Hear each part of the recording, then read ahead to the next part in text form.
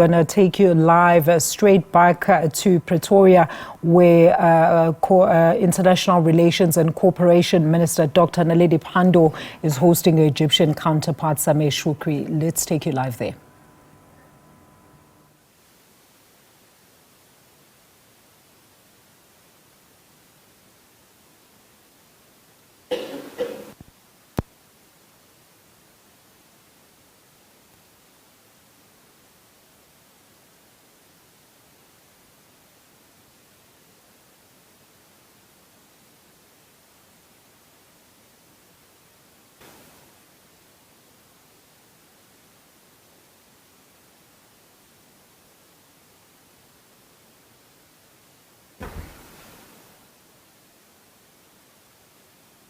All right, we currently can see, I think we heard the minister making reference to it earlier on, that she was hoping that they will be certainly signing memorandums of understandings. It looks like that is currently what is taking place right now. We're not getting any audio as of now as to what those are currently about, but we'll definitely be bringing you those breaking news right here on the SABC News channel as to what exactly some of those signatures are in relation to. Maybe possible trade agreements that we don't know about between South Africa as well as Egypt. One can only look forward to some of those positives. So let's listen in.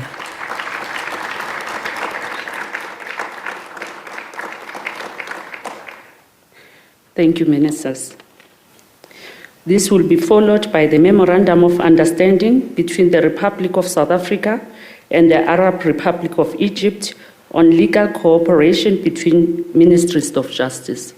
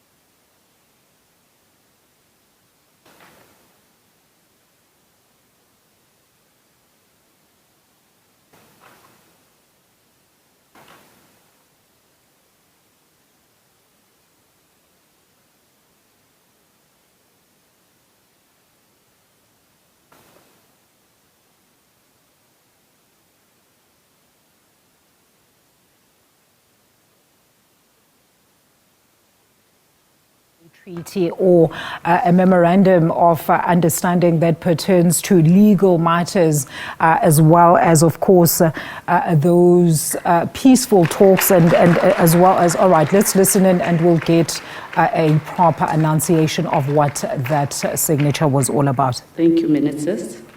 The last one will be the Memorandum of Understanding in the field of water resources management.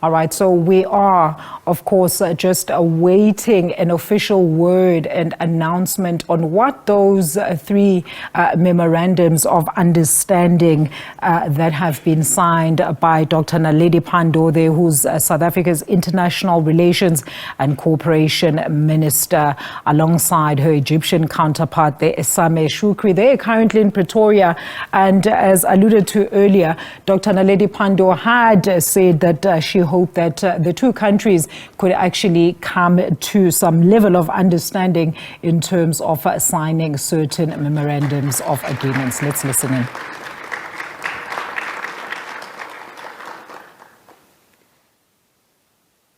Thank you, Your Excellencies. We have now came to the end of the signing ceremony.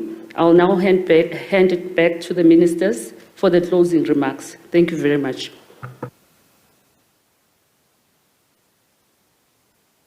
Well, thank you very much to the officials and to protocol for taking us through that process. Dear Excellency, Minister Shoukry, respected senior officials, our respected ambassadors, their excellencies, members of the media present here, I'm pleased, although somewhat sad, that now we've come to the closure of our very productive session of the Joint Commission for Cooperation between our two countries. I think it's quite astounding, Minister Shukri, that we reconvened after 12 years the Joint Commission in Egypt in 2022, and here we are, exactly on time, in 2024, reconvening the JCC fully again. This means we're really good ministers.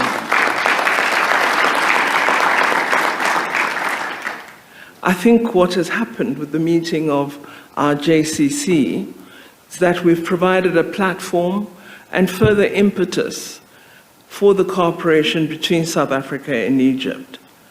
We believe as a South African delegation that from today our partnership will be on an even higher trajectory, as illustrated by the variety of concrete decisions that the senior officials arrived at in their meetings.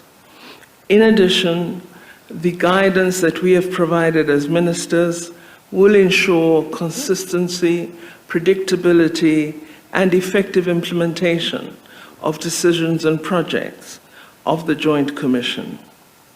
Our country, South Africa, attaches great importance to fostering and deepening our cooperation in a strategic relationship. In this regard, consideration has to be given to further elevating our structured bilateral mechanism from one of a joint commission of cooperation to a binational commission co-chaired by our principals at a higher level of official status. Work must therefore start between our delegations to exchange the necessary instruments that will facilitate this transition to a binational commission. We believe that this would also constitute another practical expression of the vision that both President Ramaphosa and President El-Sisi have of a more enhanced relationship between South Africa and Egypt. I wish to stress once more that the relations between our countries come out of a long history of friendship, collaboration, and solidarity. South Africa and Egypt have a common vision to see Africa accelerate to a second decade of implementation successfully of all the priorities of Agenda 2063 in order to achieve the vision of the Africa we want. The voice of our continent has become more robust globally, and we need to intensify this. Africa is a continent which is on the move, and a greater future beckons. I think the moment for us is now. A firm foundation was laid by the historic and heroic contributions of our forebears, and we now must make the opportunities real. The abundance of resources, the innovation and resolve of human capacity that we have on the continent, the rich diversity of our cultures, and the tapestry of elements that draw us together in unity are important features of a renewed continent on the rise. We have agreed that more work needs to be done to maximize the opportunities and possibilities both our countries present. It's thus important that our officials continue the technical work which remains outstanding and ensure that all necessary legal instruments underpin our work and provide a statutory framework that supports what needs to be done. Our delegations have noted the progress achieved and have identified key deliverables that will be worked on from now. To accelerate this work, they've also agreed that they will hold periodic midterm reviews in order to deepen sectoral cooperation and implement the work they have begun. We've also said technical visits must also be exchanged to further fast-track the work of the Joint Commission on Cooperation. We've also agreed that as South Africa and Egypt will celebrate 30 years of diplomatic relations in 2025, we must make 2025 a special year for Egypt and South Africa through heightened sectoral and people-to-people exchanges. We've also said we want to see greater cooperation between our private sectors and that we should accelerate work toward establishing and launching a joint business council that will bring our various business chambers together in efforts to enhance private sector partnership and business cooperation. We've agreed that scientific, educational, cultural, and people-to-people cooperation would also open extensive avenues for our communities and ensure that we address challenges such as poverty, unemployment, and inequality. We must also have our public sector companies work closely together, including with the private sector, in public-private partnerships, taking advantage of opportunities presented in both our countries' infrastructure initiatives. We also agreed that we would participate together in African trade fairs as well as in exhibitions throughout the continent.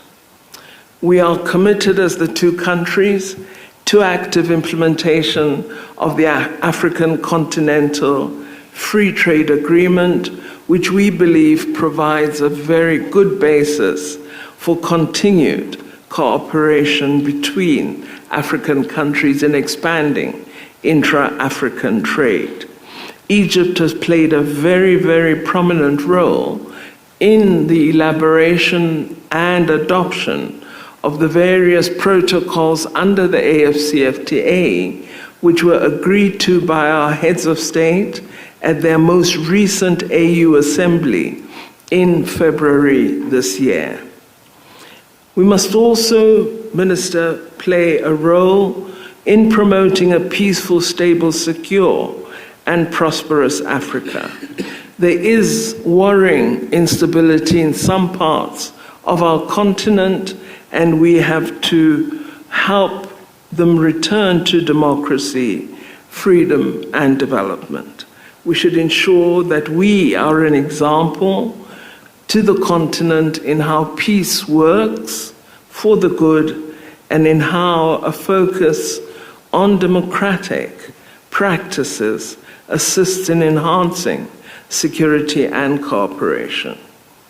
We must not give in to the strained international system, but should seek to promote principles, values, and actions that enhance peaceful relations among nations. We've thanked our leaders of the two countries' senior officials in the work that they have steered. And Minister, on my own behalf and that of all the South African delegation, I wish to express our sincere appreciation to you and your delegation for coming to our country, South Africa. You coming from Cairo all the way to Pretoria is a big step, and we sincerely appreciate it. Your insightful inputs into our deliberations have been very invaluable, and I always draw very good lessons and experience from you. Our engagements have allowed us to chart a clear path for the future and have helped to consolidate and strengthen relations between our countries.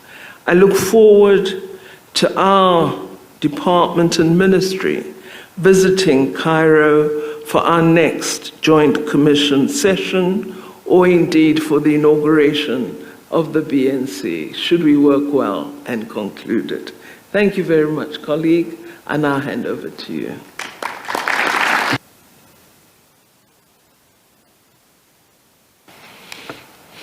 Thank you very much, Your Excellency and dear sister, Dr. Pandor, distinguished representatives of the Egyptian-South African Joint Commission for Cooperation. Our meeting today marks our commitment towards the periodic convening of the Joint Commission in a manner commensurate with the vast potential of our expanding political and growing economic relations between our two countries. Also, our meeting takes place in fulfillment of our joint aspiration to transform our relations to a strategic partnership. I am glad that we have fulfilled this commitment, and I look forward that we continue to do so.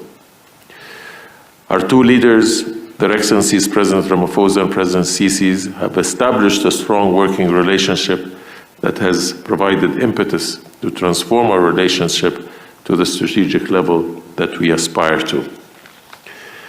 In addition to the in-depth discussions I've been privileged to have with His Excellency Dr. Pandor on means to enhance our bilateral relations, I greatly value the opportunity to have exchanged views and to coordinate positions with my dear colleague and sister on a wide range of political, economic, regional, and global issues ranging from Gaza to Sudan to Ukraine, from the African Union to United Nations reform, and from peace and security to climate change and BRICS. Once again, I extend my appreciation for the warm hospitality, for the opportunity to have this time allocated for a thorough discussion, both between us, between our delegations. I want to thank both sides for what they have undertaken and to have worked in harmony and to have risen to the level of our expectations. It is our determination that both our countries succeed, and I am confident we will do so together. Thank you.